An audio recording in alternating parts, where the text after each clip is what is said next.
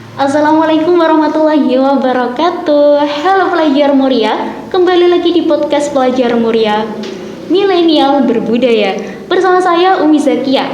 Nah, dalam segmen bincang inspiratif kali ini kita kedatangan tamu yang sangat spesial sekali.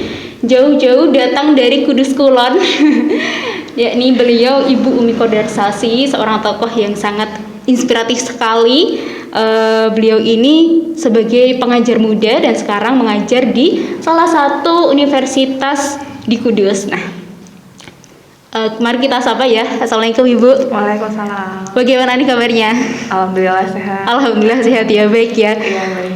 Oke, tidak hanya sebagai pengajar muda, beliau ini juga merupakan founder dari kelas Inspirasi Kudus. Betul. Lebih tepatnya inisiator ya. Jadi ada Inisiator. beberapa Oke. teman waktu itu. Oke, siap.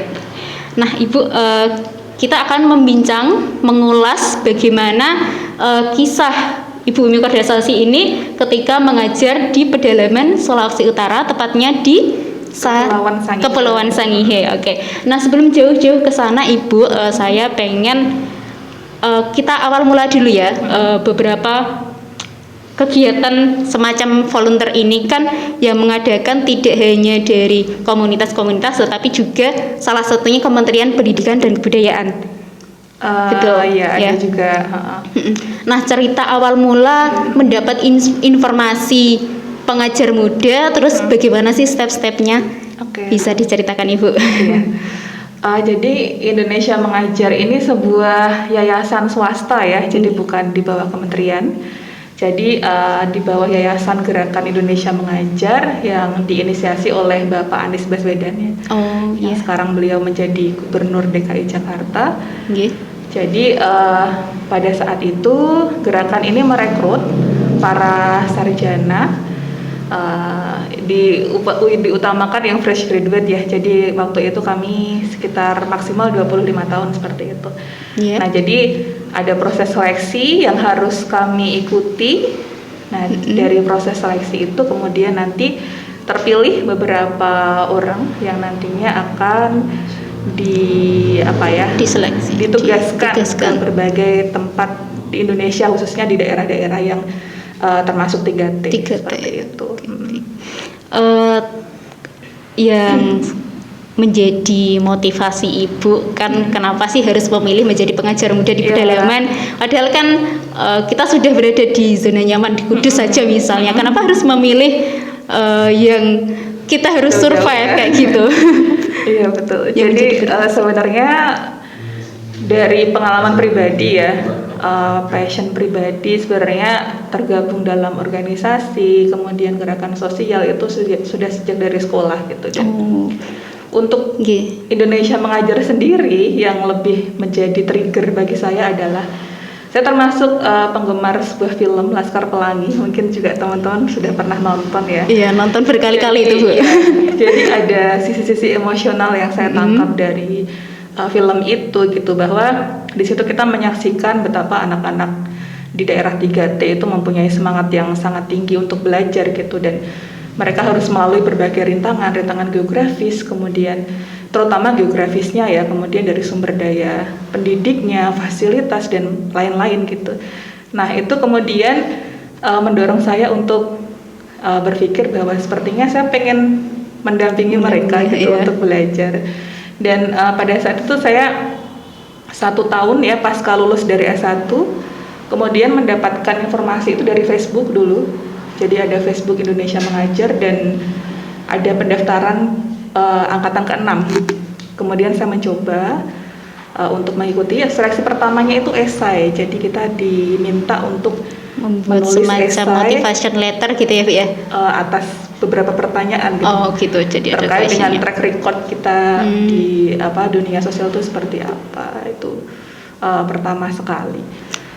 Jadi ya itu yang memotivasi saya mungkin untuk bisa menjadi lebih bermanfaat ya untuk orang lain. Bermotivasi dari sebuah film gitu ya Bu ya. Sederhana sekali sebenarnya. Nah, kita kan sebagai perempuan ya Bu, ya tahulah langkahnya itu agak lebih sempit dari laki-laki gitu. Nah, kemudian kalau kita pergi semacam, apalagi di pedalaman Sulawesi jauh dari Kudus gitu. Respon dari orang tua terutama ibu itu bagaimana? Awalnya tahu jenengan ikut itu pengajar muda, responnya seperti apa? Oke. Sedikit flashback ke belakang sebenarnya ya. Saya sebenarnya tipikal anak yang sangat rumahan sekali. Sebelum saya memutuskan. Sama kayak saya, Bu. Iya, sebelum memutuskan untuk akhirnya kuliah di Jogja.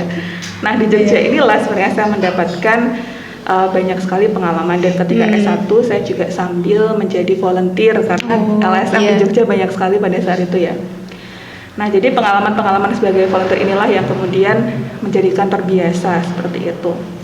Dan orang tua saya tinggal satu ya, karena bapak sudah meninggal di saat saya semester 5. Nah, jadi tinggal ibu nih yang perasaannya sangat sensitif gitu kan, apalagi kalau tahu anaknya mau anak perempuan gitu. Nah, jadi yang saya lakukan adalah bagaimana membuat orang tua kita itu percaya bahwa pilihan kita itu akan kita ambil dengan penuh tanggung jawab, dan kita meyakinkan bahwa langkah kita ini adalah kontribusi untuk lebih banyak orang gitu. Terutama dalam hal pendidikan gitu ya. Gitu. Saya bilang sama ibu, loh ibu kan selama ini doanya supaya anaknya berguna untuk nusa dan bangsa. Ini adalah salah satu cara untuk melakukan itu. Jadi pelan-pelan, dan kemudian pada setiap seleksinya beliau saya infokan, ini loh Bu ada 7.000 pendaftar gitu, dan yang diterima hanya 74, dan saya termasuk salah satu di antaranya gitu. Jadi berat untuk melalui seleksi ini. Nah, sekarang gimana? Jadi ya akhirnya melihat proses itu dan melihat kita memberikan keyakinan dan kepercayaan, akhirnya beliau mengizinkan meski pasti agak berat nih kok. Sangat berat Ibu ya. Berarti jadi ada 74 masuk 74 disebar ke Indonesia. Iya, di beberapa tempat ada di Sumatera itu seperti daerah Muara Enim, kemudian di Kalimantan ada Kapuas Hulu, di Indonesia Timur ada Papua, kemudian ada Maluku, dan juga ada Sulawesi Utara. Dan bagian Indonesia Timur. Kalau Ibu Umi ini bagiannya di Sulawesi Utara, Kepulauan Sangihe. Sangihe gitu ya. Nah, di Kepulauan Sangihe ini kondisinya seperti apa? Sedalam apa? Dan mainstream apa di sana gitu ya? Dari physically, kemudian sebenarnya potensi apa yang bisa dikembangkan dari kepulauan ini? Jadi ini daerah yang sebelum saya ikut Indonesia Mengajar saya tidak tahu ada di mana ya. Nah, sampai akhirnya ketika masa training pun itu tidak langsung diumumkan ya. Jadi setelah beberapa minggu kita training baru kemudian pengumuman penempatan gitu. Jadi ketika kita mendaftar tuh kita gambling ya, nggak tahu nanti akan ditempatkan di mana gitu. Baru tahu setelah beberapa minggu pelatihan. Nah, Kepulauan Sangihe ini kalau kita lihat di peta itu sebenarnya terpisah dari Pulau Sulawesi besar ya. Jadi letaknya di ujung-ujung itu yang pulau-pulau kecil. Kalau ditempuh perjalanannya kita dari Jakarta ke Manado ya, naik pesawat, kemudian dari Manado ke Sangihe sendiri, nanti sampai di ibu kotanya namanya Tahuna. Itu semalam naik kapal malam. Kemudian nanti masing-masing, jadi kami satu tim ada 8 orang, dan 8 ini ditempatkan di 8 pulau berbeda gitu. Jadi tingkat jaraknya pun berbeda dari Tahuna ini. Jadi Tahuna pusat kotanya, kemudian saya di pulau yang namanya Beng Darat. Teman-teman saya ada yang di Pulau Kawiyo, paling jauh itu Pulau Kawiyo sama Matu Tuang, itu sangat jauh sekali. Mereka perlu semalam lagi untuk bisa sampai di pulau itu. Luar biasa. Dan jadi begitulah. Jadi kami suka menamai itu sebagai pulau kita, pulau saya. Gitu. Ya, jadi memang Sangihe ini terdiri dari beberapa pulau kecil, puluhan pulau-pulau kecil, tapi berpenghuni pulaunya. Dan ada yang paling kecil tuh sekitar pokoknya kalau sehari diputerin tuh bisa lah gitu. Ada yang sekecil itu pulaunya, dan ada penduduknya gitu. Nah, dari Tahuna itu menuju ke pulau saya butuh 2 jam perjalanan darat. Biasanya kita naik angkutan ya. Kemudian nanti nyebrang lautnya nggak terlalu lama sih, dua jam lah, sekitar 2 jam. 2 jam lama itu, Bu. Oh bukan 2 jam ya, 1 jam mungkin ya, naik perahu kecil. Naik perahu kecil itu. Dan memang di sana kehidupan masyarakat memang sangat tradisional sekali. Mereka dekat dengan alam, mereka dekat dengan laut. Untuk mata pencaharian penduduknya, mereka berkebun pala, kemudian cengkeh, kemudian bikin kopra. Sementara yang lain nelayan. Nelayan gitu ya. Jadi memang akses untuk informasi ke pulau ini memang sangat minim sekali. Kebetulan pulau saya itu masih kita bisa nangkep sinyal tapi di tepi pantai. Ada pulau teman saya yang tidak ada sinyal sama sekali, itu ada.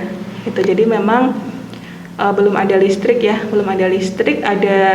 pernah ada bantuan tenaga surya itu, tapi dalam kondisi rusak. Jadi masyarakat yang bisa menikmati listrik hanya mereka yang punya genset. Punya genset. Kemudian yaitu yang dipakai untuk nonton bareng. Kadang tetangga tuh datang ke mereka yang punya genset. Tapi memang karena dihidupkan sekitar habis maghrib, jadi yang mereka tonton adalah sinetron gitu. Waktu itu rame-ramenya anak jalanan ya. Itu murid-murid saya sampai hafal gitu. Jadi sekalinya mereka nonton TV, yang ditonton ya karena jamnya jam segitu, akhirnya ditonton. Taunya yang itu aja gitu ya, Bu ya. Iya, jadi sangat heru. Akses informasi kepada mereka sangat minim sekali. Kemudian memang jadi tidak sangat jauh dibandingkan dengan anak-anak di Jawa yang di sana kelas 5 itu juga menulis ejaannya masih banyak yang tidak masih belum maksimal. Gitu. Terus kelas 4 kadang baru bisa lancar membaca gitu. Jadi memang challenging-nya adalah bagaimana memberikan pemahaman dan tidak menggunakan standar Jawa gitu ya untuk mendampingi mereka gitu. Jadi saya harus benar-benar menurunkan ekspektasi untuk bisa menjadi teman belajar bagi mereka gitu. Sangat haru sekali ya. Pas pemberangkatan itu berarti bareng-bareng sama teman-teman gitu ya? Iya, berdelapan. Berpisahnya di mana itu lokasinya, Bu? Biasanya kami kumpul di Tahuna ya, di pusat ibu kotanya Sangihe. Jadi sebulan sekali kita harus ada koordinasi karena masing-masing itu kita punya project ya, punya program kerja di pulau masing-masing sama punya program kerja di kabupaten. Jadi kami bukan hanya mengajar, tapi kami juga melakukan pendampingan masyarakat. Kemudian ada juga advokasi pendidikan. Nah, untuk advokasi pendidikan ini kami perlu berkoordinasi dengan stakeholder yang ada di daerah. Sehingga kami tersebut audiensi ke bupati, ke DPRD, kemudian ke dinas pendidikan. Jadi bagaimana karena masalah pendidikan itu tidak bisa diselesaikan oleh dinas pendidikan saja, tapi harus ada lintas sektoral gitu. Karena misalnya di pulau ada yang namanya puskesmas pembantu, tapi jarang sekali ada tenaga medis yang berjaga di situ gitu. Jadi anak-anak atau orang-orang pulau kalau misalnya lagi sakit itu harus ke kecamatan dulu, harus nyebrang laut dulu gitu. Itu kan ya termasuk kalau anak-anak sehat itu kan mereka belajar juga lebih baik kayak gitu kan. Nah, jadi perlu kinerja dari beberapa sektor. Kemudian waktu itu kami mengadakan FGD, Focus Group Discussion, yang difasilitasi oleh Bapeda Sangihe, yang mengundang beberapa dinas di sana, termasuk dinas terkait dengan pembangunan ya. Gitu kami jelaskan bahwa bantuan tenaga surya itu alternatif untuk listrik yaitu dalam kondisi rusak, dan mereka itu ternyata belum tahu kondisi terkininya gitu. Jadi nggak ada listrik bagaimana gitu katanya. Loh, Bapak sudah meninjau ulang atau belum gitu. Karena saya yang ada di pulau itu, jadi kita sebagai penyambung lidah juga bagi masyarakat di pulau ya. Karena ya terkadang karena keterjangkauannya sangat jauh ya pulau-pulau kecil ini, jadi terkadang kontrol dari dinas itu memang tidak begitu baik. Tidak rutin gitu ya, Bu ya? Iya, kondisi realnya mereka kadang tidak paham juga gitu. Tapi dari mereka sempat kayak ngeluh gitu nggak sih, Bu? Dari masyarakatnya ngeluh ke pemerintah tentang hal mungkin karena itu. Terkadang itu kritik atau misalnya keluhan ya terhadap pemerintah itu sebuah tanda, kalau saya kan kebetulan belajar ilmu politik ya, sebuah tanda bahwa ada awareness secara politik gitu bahwa kita adalah bagian dari masyarakat yang harus mendapatkan hak tertentu. Tapi memang masyarakat di sana belum sampai tahap itu. Gitu. Jadi mereka hanya mungkin mengeluh hal yang berdampak langsung bagi mereka. Misalnya saja terkait dengan abrasi. Jadi abrasi pantainya itu setelah 7 tahun saya meninggalkan pulau ya, bertambah parah, jadi garis pantainya tambah pendek gitu. Nah kemarin baru aja telepon itu, katanya Enci, dulu waktu Enci di sini itu sudah ada orang-orang yang membuat mengukur garis pantai untuk mau dibuatkan talut, tapi sampai sekarang talutnya belum ada Enci gitu katanya. Di PHP gitu ya. Iya, akhirnya rumahnya Oma itu tempat saya tinggal dulu, akhirnya yang bagian dapur sudah hilang karena memang sudah tidak kondusif lagi untuk dipakai gitu. Berarti lokasinya di pinggir pantai. Pinggir pantai itu kami tinggalnya. Jadi kontur wilayah pulaunya itu pantai langsung bukit ya, dataran tinggi. Jadi memang tidak ada moda transport apapun di sana ya. Kemana-mana jalan kaki. Tapi sehat loh Bu, jalan kaki ya. Iya.